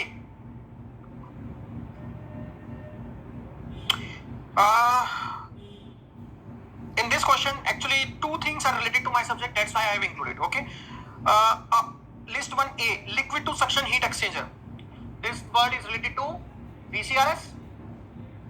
Okay, vapor compression refrigeration system. List 1B, constant volume heat addition. That is that this topic will be covered in your IC engine, and it is a basic thing, I think you know, Otto cycle. Okay. So 4, normal shock. It's a topic of your power plant. In fact, now there is a small discussion on the normal shocks is there. Okay.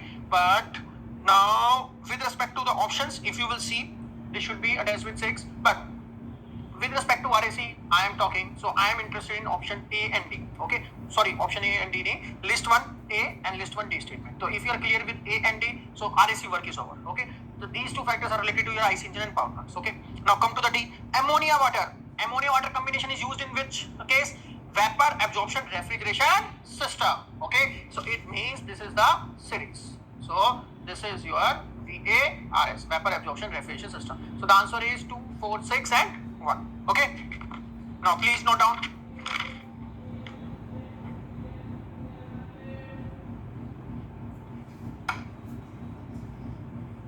Note down. Then try the next question.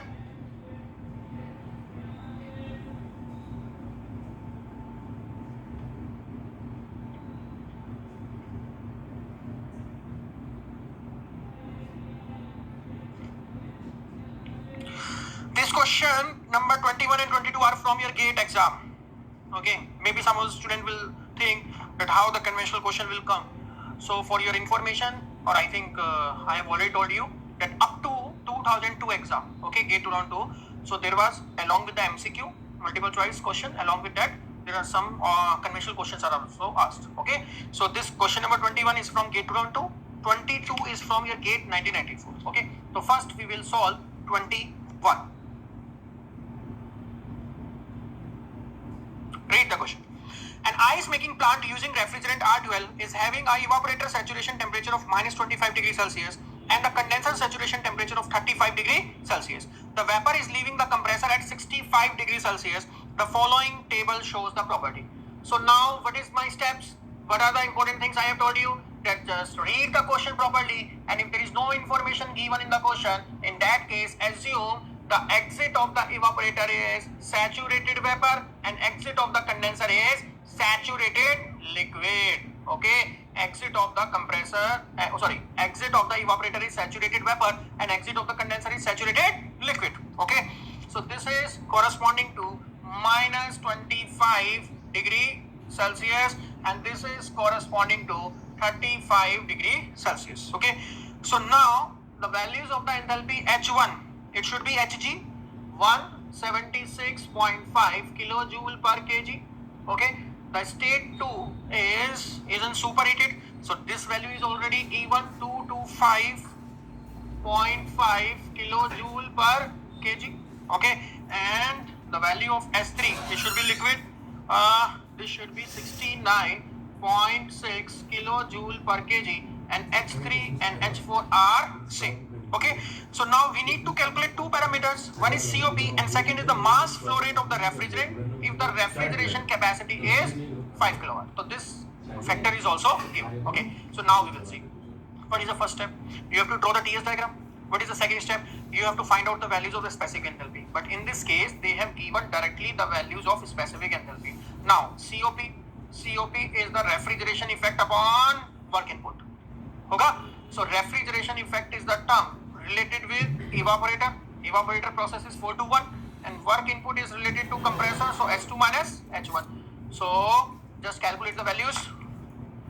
176.5, just put the values, okay? Minus 69.6 divided by 225.5 minus 176.5, okay? So it will come out as 2.18, okay? This is the answer. Now second, RC is equal to M dot into RE, okay? So this is 5 kilowatt into refrigeration effect is the term related with evaporator. So evaporator process is 4 to 1. So 5 is equal to M dot into 176.5 minus 69.6. So 176.5 minus 69.6 inverse into 5. So from here you will get mass flow rate as 0.046 kg per seconds. Okay, 0.046 kg per second. We will check the units, no problem. RC is given as kilojoule per second, and the refrigeration effect in kilojoule per kg. So kilojoule will get cancelled out. So you will get in kg per seconds. Okay. So this is the value of the mass flow rate, and this is the value of CO. Okay. Please note down. Note down.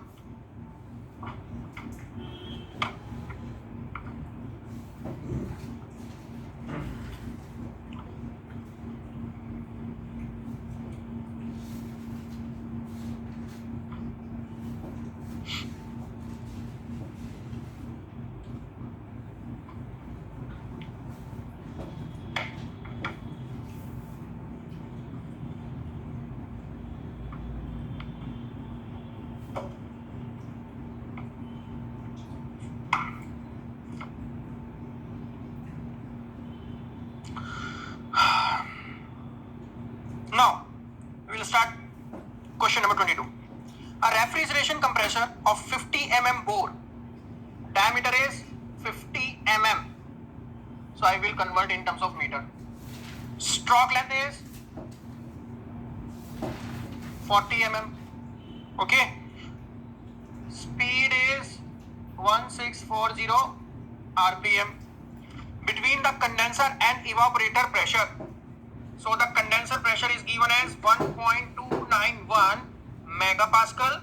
Evaporator pressure is given as 0.151 megapascal. The clearance ratio is 5%. What is my clearance ratio? VC upon VS. Okay, very good. The ratio of the specific heat of the refrigerant, that is index 1.18.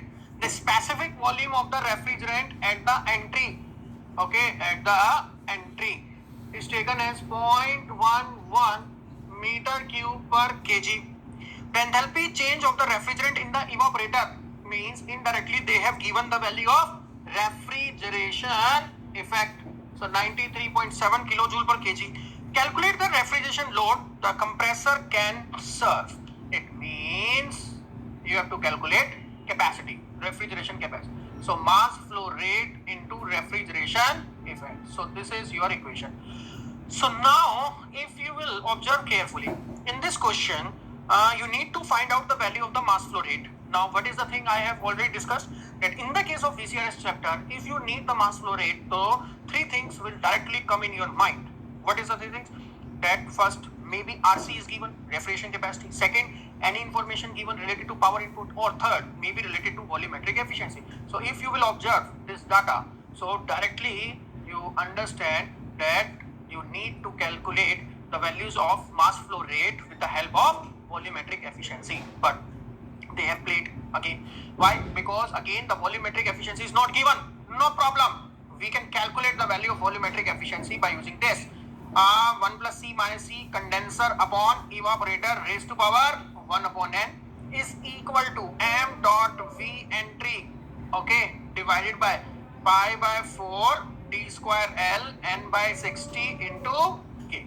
Okay, so now we will put all the values. So 1 plus C 0.05 minus C 0.05, okay, condenser upon evaporator, this value are given 1.291 divided by 0.151 raised to power 1 upon N, index is 1.18, the mass flow rate is a not specific volume 0.11 divided by pi by 4 into T square 50 into 10 raised to power minus 3 का whole square, because they have given in terms of mm, I have converted in terms of meter, into 40 mm 10 raised to power minus 3, okay, into rpm 1460 upon 60, okay, 1460 upon 60 into number of cylinders not given, then taken as 1. So by you solving this equation, you will get the values of mass flow rate. Okay, so now please calculate the values.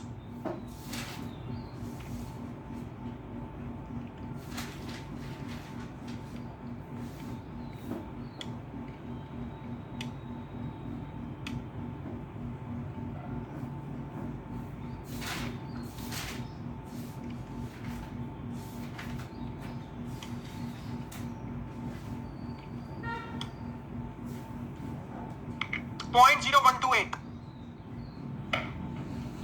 So I will write here. You can calculate, no problem. You can match the values. I got 0.0128 kg per second. Clear? So now use this value here into 93.7. 1.207. 1.207 kilowatt. So this is the answer. Clear? So this question was asked in your gate for the 5 marks. Okay.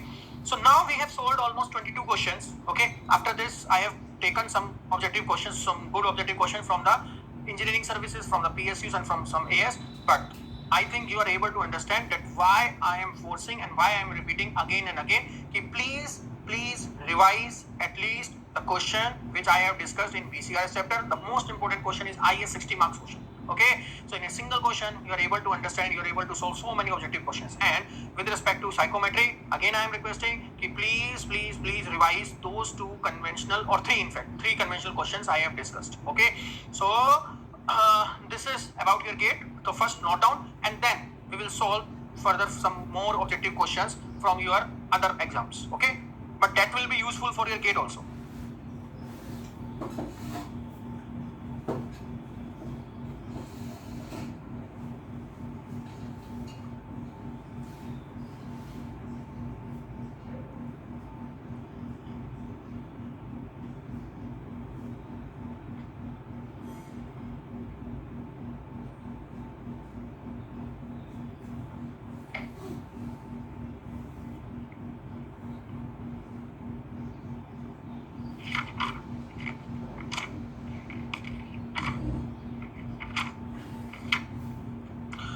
So, next question.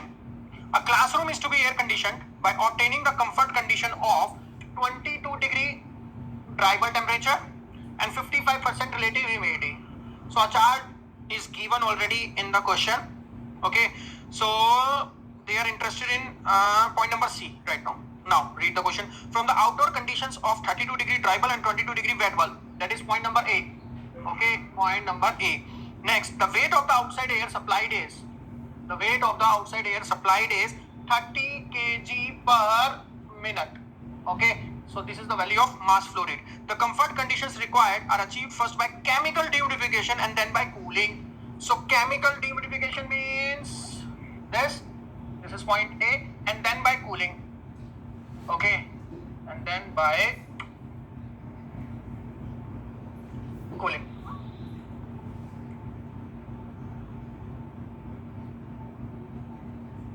Okay, fine. They have given. This is the thing. Okay. The values corresponding to this. What is the value? 12.6. And what is the value? 9.6. But please observe carefully the units they have given in terms of gram per kg.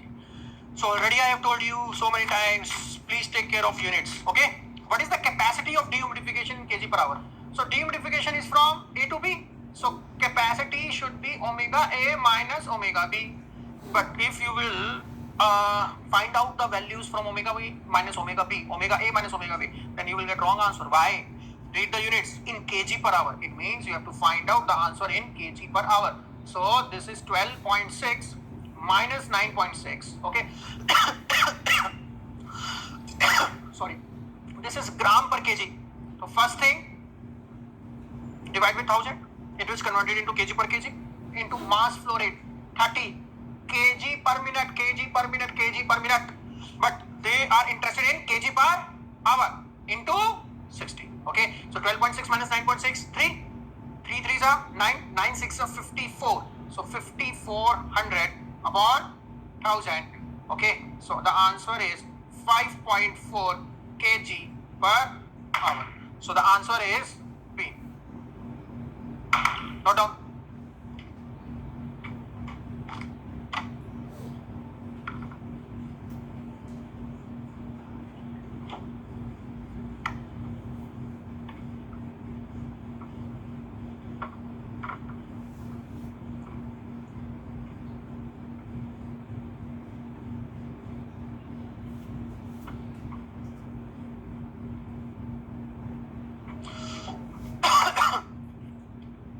Note down.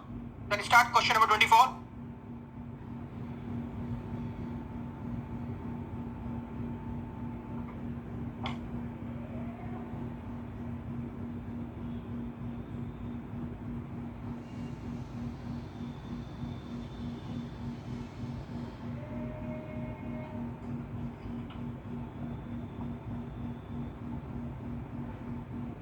Okay.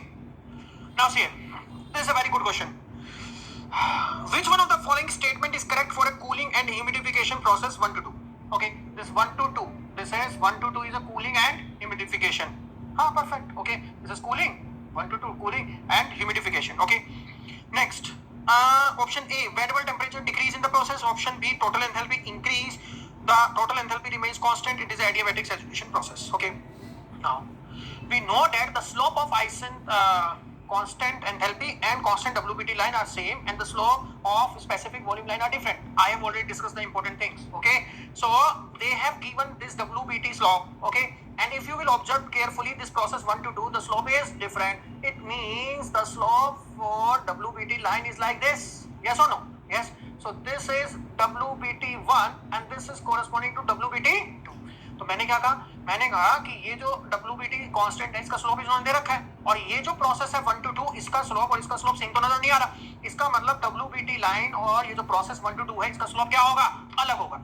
So in this case, they have already given that what is the slope in which manner WBT is representing. This is a constant WBT line. So the given process is 1 to 2. For this, the WBT are different. Okay, it means in this case, if you will observe, the WBT factor is going to be increases. If WBT is increases, the specific enthalpy is also increases. Option A absolutely wrong because WBT decrease. No.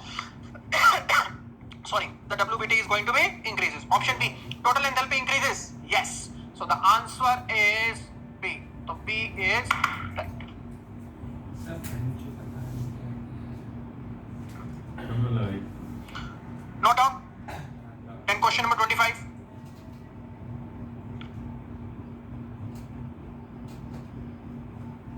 question.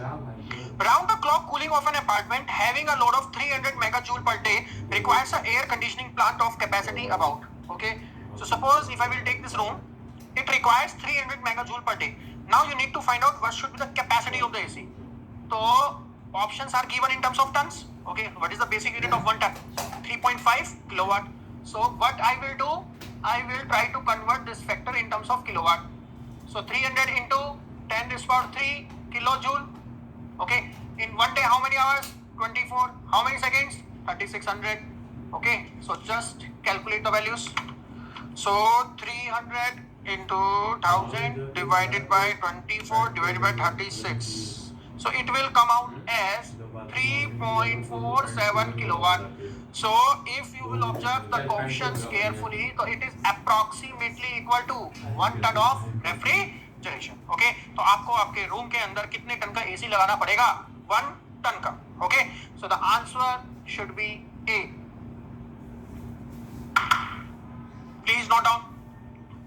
Then try next question.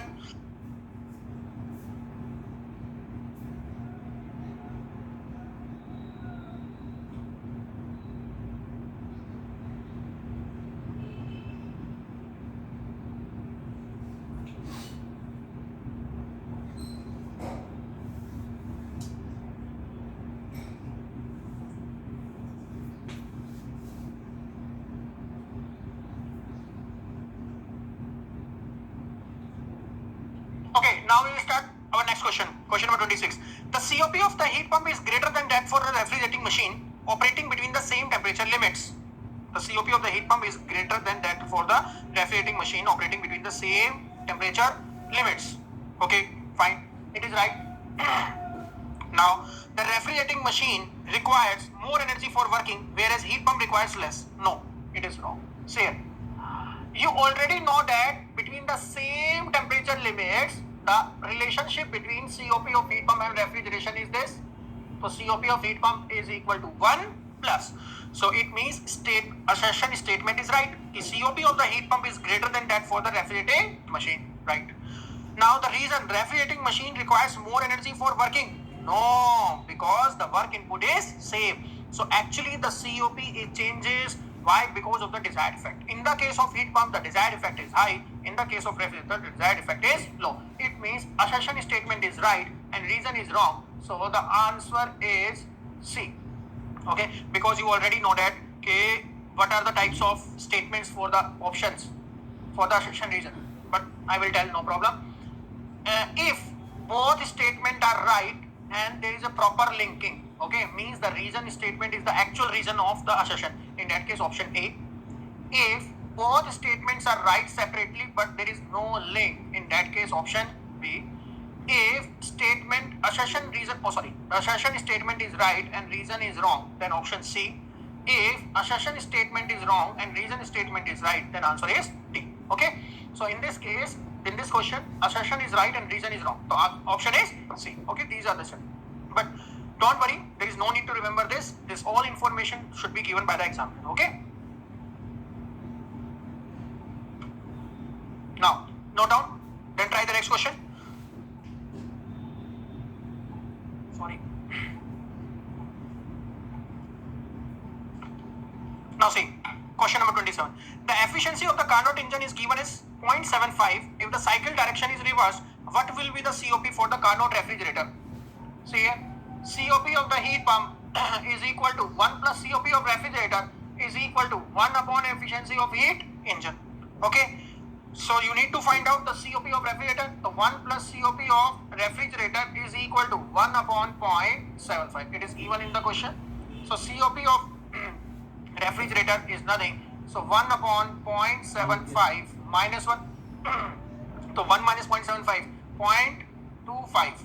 Okay, upon 0.75. So 1 upon 3, 0.33.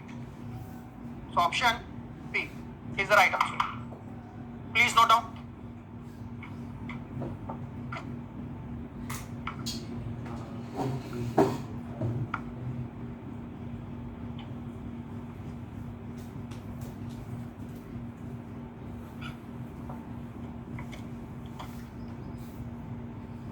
चलिए चलिए अंदर चलिए।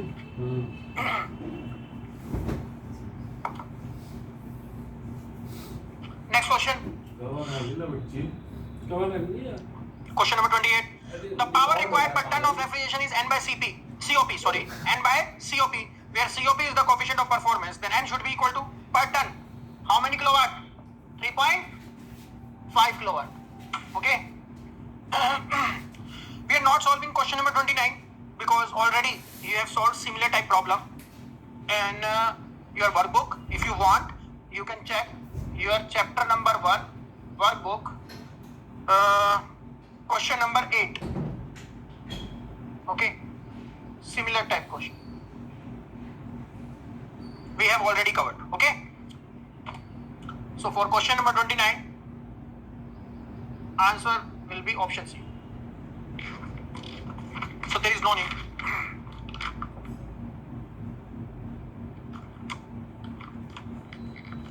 Question number 30. It's an important question on the basis of heat exchanger. In a VCRS, liquid to suction heat exchanger is used. Why we are using heat exchanger? Option A, keep the COP constant. No, it is not the right answer. Option B, prevent the liquid refrigerant entering the compressor. Maybe some student will think this is right, but this is wrong. Because if you want to prevent the liquid refrigerant entering the compressor, in that case, just do only superheating. Why there is a need to do superheating and subcooling both? Because in the case of heat exchanger, superheating and subcooling occurs simultaneously. Okay. Option C, subcool the liquid refrigerant leaving the condenser. Subcool the liquid refrigerant leaving the condenser. Yes, it is right. Because after condenser, if you are using subcooling, then that subcooling has to be achieved in heat exchanger. Okay. And one more reason I have already discussed, that it will help in reducing the size of the evaporator. Okay. So the answer for the question number 30 is option C. Okay. Please note down and please try question number 31. It's important question.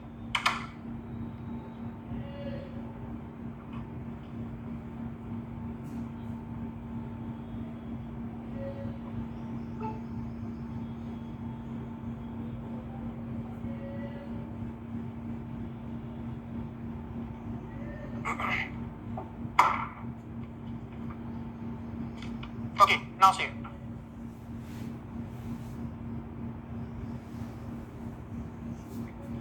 In a VCRS plant, the enthalpy values at the different states are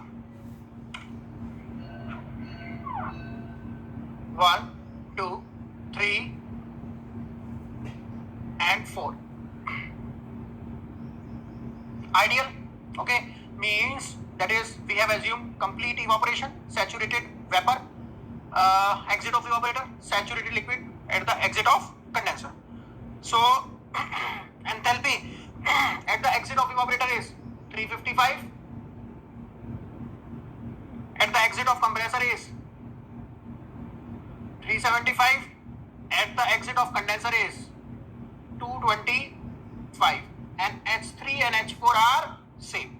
But the important point is the refrigerating efficiency word is given. So intentionally I have not discussed, okay, this point, that how to use the refrigerating efficiency, because I want to see that how many students are actually able to understand what is the meaning of efficiency. So I have already discussed in detail in the reverse Baton cycle chapter the concept of isentropic efficiency of compressor and turbine. So in that case I have told you that the efficiency, if word is given, it means indirectly it is representing a loss. Okay, so you have to see in that manner that how you will how you are in loss, because if efficiency is 100%, in that case output is always equal to input 100%, but practically it is not possible. Some irreversibility, some losses has to be there. So it means if you want to find out ideal refrigeration effect, so that should be equal to H1 minus H4. Yes or no? H1 minus H4 is 350 minus 225. Okay, so it will come out as 125 kilojoule per kg. But the problem is that the refrigerating efficiency is given. So in this case, actual refrigeration effect is not equal to ideal refrigeration effect. So actual refrigeration effect is less than ideal. So means you have to multiply with refrigerating efficiency. So it means in that case you have to use 125 into 0.8. This is the important point. Okay, so now the power input is, so suppose in this case the mass flow rate is not given, so I will assume as 1 kg per second. Okay, no problem with respect to that, into h2 minus h1. So 1 into this should be 375 minus 350, so it will come out as 25. Okay, it will come out as 25. Now read the question carefully. What is the power required per kilowatt? Per kilowatt cooling to be produced. Now tell me, how much cooling has to be produced? So this is 125 into 0.8, it will come out as 100, and if you will multiply with mass flow rate, that is 1, so 100 kilowatt or kilojoule per kg. Okay, so in this case, so divided by 100, so the answer should be 0.25. Okay, 0.25 means option A. So in this case, the important point is that they have given a new word, refrigerating efficiency. So don't take any tension. Refrigerating efficiency, if efficiency word is there, it means there is some loss, and the ideal and actual cannot be same. So ideal refrigeration effect is this, but the actual is not equal to ideal. Why? Because they have given efficiency. So to find out the actual refrigeration effect, we have multiplied ideal with refrigerating efficiency. So it will come out as 100. Okay, and the power input is 25. In this case, the mass is not given, so I have taken as a 1 kg per second. Okay, now you need to find out that power input per kilowatt cooling. So 25 is required for the 100. So if you are interested in per kilowatt, so 25 upon 100, it should be 0.25. Okay, so the answer is option A. Please note down. Yes.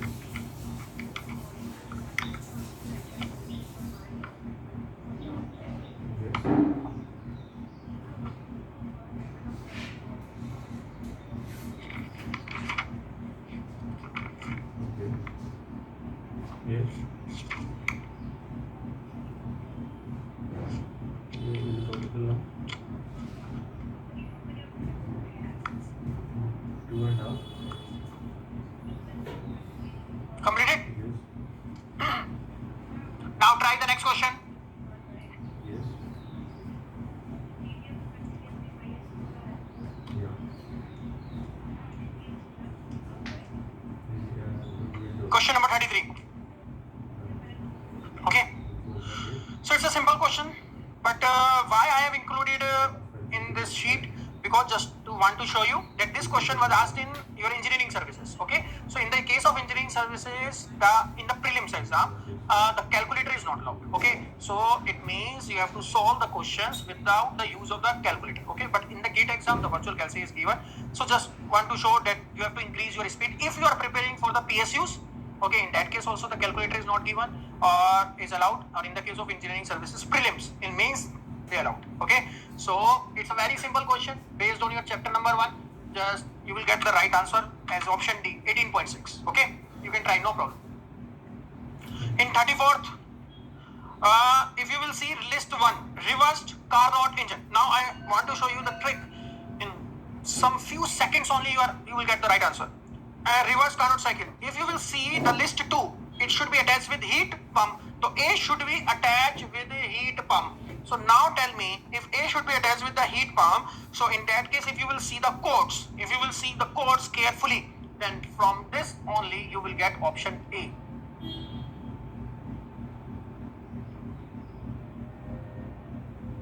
Okay, this is option.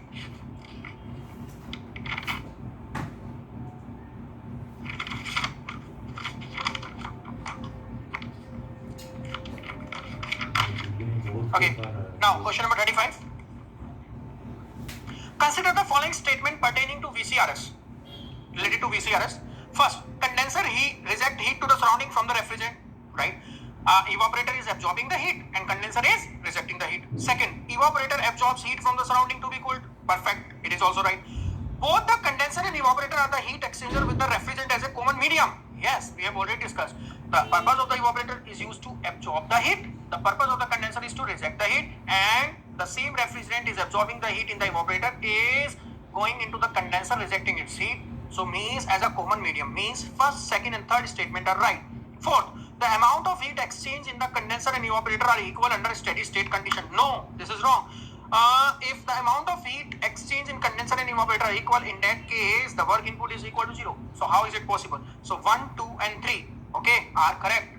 Means Option B is right.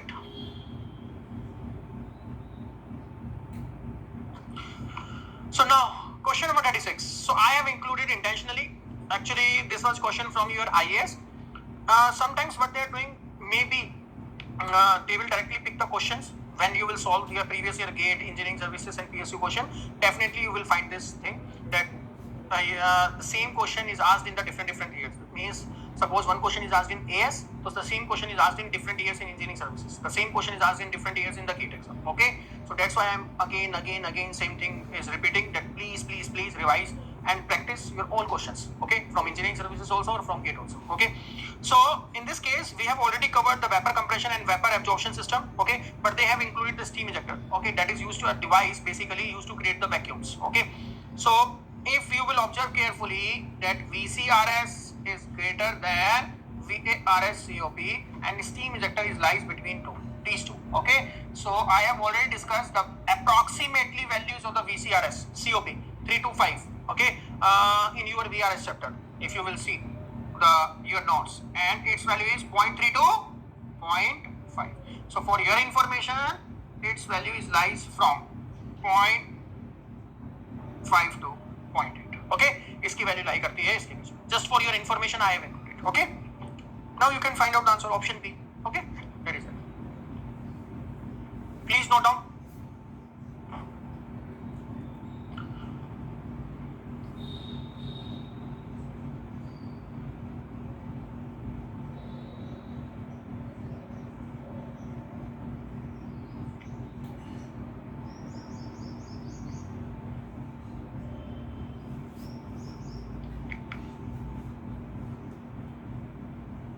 Note down.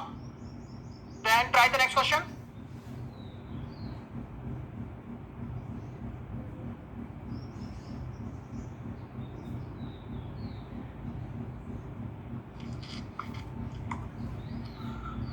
In a question number 37, in an ideal VCRS, the enthalpy of the refrigerant before and after the evaporator means corresponding to this, the enthalpy is 75 kilojoule per kg is 180 kilojoule per kg. Okay, you need to find out the circulation rate of the refrigerant for each ton of refrigeration. Means RC is 1 TR. It's a very easy question, but why I have included? Because if you will observe the units carefully, so they have given, they want the answer in kg per minute.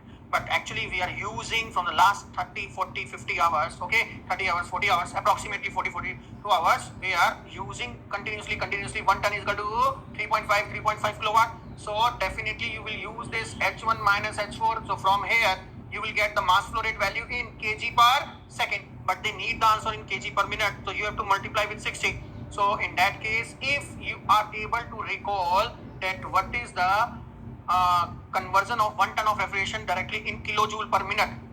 So like 3.5, we can write in this manner also 210 kilojoule per minute. In that case, you are able to save some time because H1 is 180, this is 75. Tell me 180 minus 75, 105, and 105 into 2, 210. Okay, so 2 kg per minute. Okay, so this is the answer. Option B. Note down.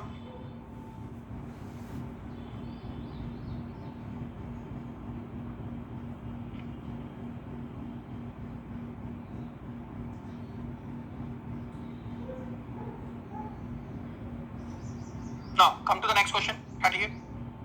If you will observe carefully that question number 38 was asked in engineering services 92. Okay, so why I have included this question? Because we know that the chlorine is the element which is present in the commonly used refrigerant, is going to attack the ozone layer and depletes its thickness. But if the chlorine option is not given in the question, in that case the question number 38, your answer is fluorine. Okay, then fluorine is the right answer. 39. Which of the following statements regarding ammonia as a refrigerant are correct? Okay, ammonia as a refrigerant are correct. First, it has a higher compressor discharge temperature compared to fluorocarbon. Absolutely right. In the refrigerant chapter, I have discussed the ammonia compressors are generally water cooled and Farons are generally air cooled. So one is right. Second, is it toxic in nature? Yes. This is the disadvantage. Okay. The ammonia water advantage is higher enthalpy of evaporation, higher critical point. The problem is freezing point. So in that case, the ammonia is coming into picture. Ammonia freezing point is much below 0 degrees Celsius, approximately minus 77 degrees Celsius. And ammonia, but the problem with the ammonia is toxic as well as flammable. Okay. Third, it requires larger displacement per ton compared to the fluorocarbon. No. Fourth, it reacts with copper and its alloys. Perfect. It reacts with copper and its alloys. Okay. So 1, 2, and 4. These statements are right. It means option C is correct. Okay. So option C is correct. Please note down.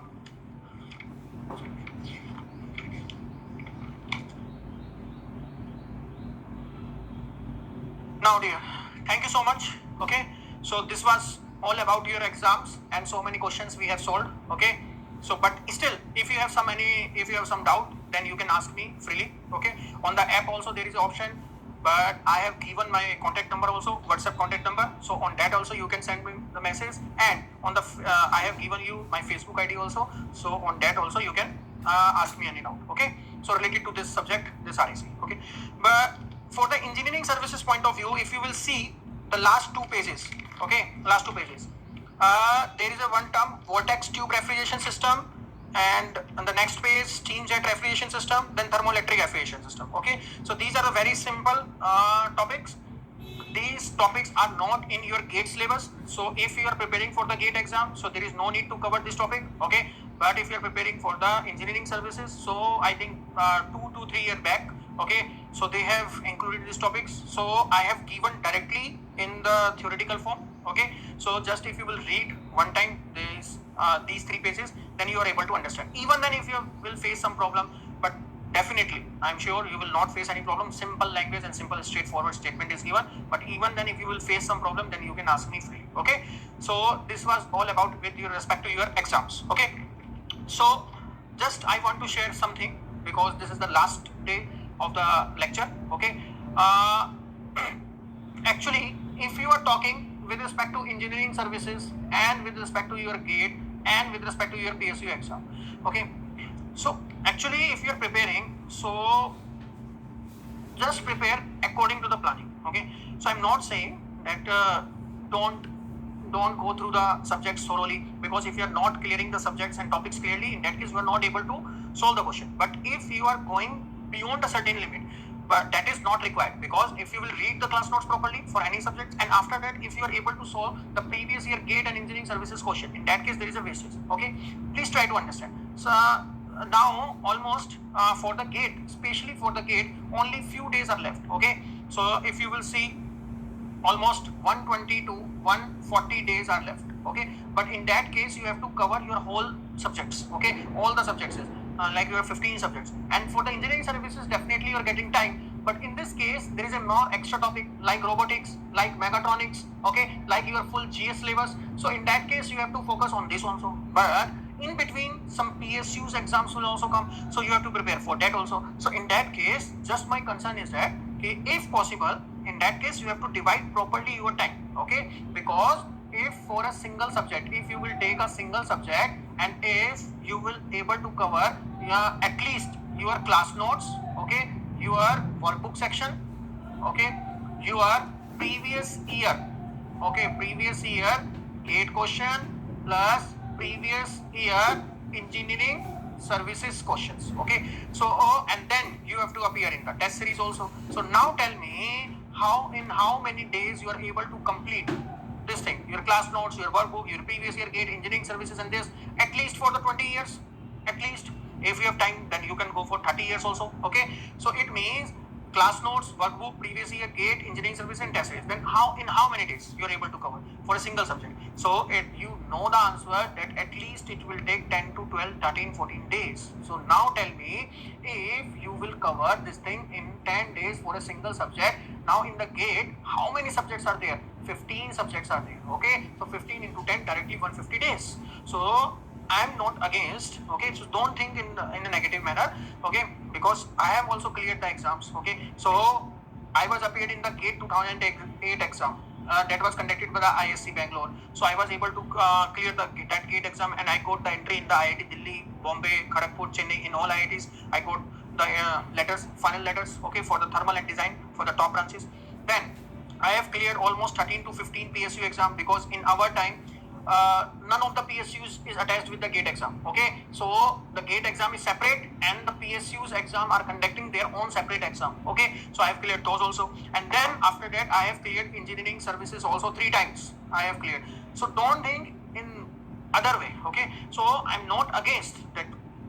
Go in the deep and something like. But if you will see the interviews of the previous year toppers or any of your friend who is selected, okay, then you will able to find out that in that case this is more than enough. Okay, so in that case you have to refer the book, standard books, only in one situation, that if you are facing some difficulty, because it is very difficult to cover the whole things. Okay, so if you are if you think then if you think that I am saying some wrong statement and I am giving you some wrong information, so in that case you can check from the net also. Okay, some topper interview also. And next most important thing, okay, why I will give you some wrong information. Okay, so it's my wish and best of luck for your future, so that you will get the job. Okay, and you will get entry in the MTechs or in the engineering services or in the job point of view. Okay, so in that case you have to work according to the time. Okay, so for the GATE the time is very important. Next, in the GATE the questions are not very difficult, and you cannot take a risk of leaving any subject. Okay, because the questions will ask from all the subjects. Okay, maybe there is a case that sometimes they will ask for 4 marks, then sometimes they will ask for 8 marks, sometimes they will ask for 2 marks. And don't think that this subject, from this subject they are asking for 2 marks, then that is very your last subject, that very easy. Okay, and from a particular subject they will ask for 10 to 12 marks, then this is very important. No, because just observe in a subject weightage manner. Because suppose if you will take the production, if you will take the SOM, so you are able to complete that subject in more than 100 hours. Okay, almost 100 hours, 120 hours for the production. For the SOM you are taking 90, 100 hours. But on the other side, for the IC engine you are taking only 20 hours, 25 hours. For the RAC we have taken only 40, 42, 43 hours. So it means according to that, from RAC they will ask for 3 marks. Okay, so just I will take the example, 40 hours. Okay, on the other side 120 hours, so 3 times, so automatically 9 marks. So it means, please do not consider that this is important and this is not important. Okay, so my best wishes for your exam, and if you have any doubt, then you can ask me on the app also. This is my contact number I have already given. On this also you can send me text on the WhatsApp. Okay, and this is my Facebook ID, you can follow. Okay, if you want, I am updating continuously some information and some proper interviews, and what are the strategies that they have followed. So in that case you can find out as per your requirement. So if you want, you can ask. Okay, so thank you so much, and best wishes for your exam. Thank you.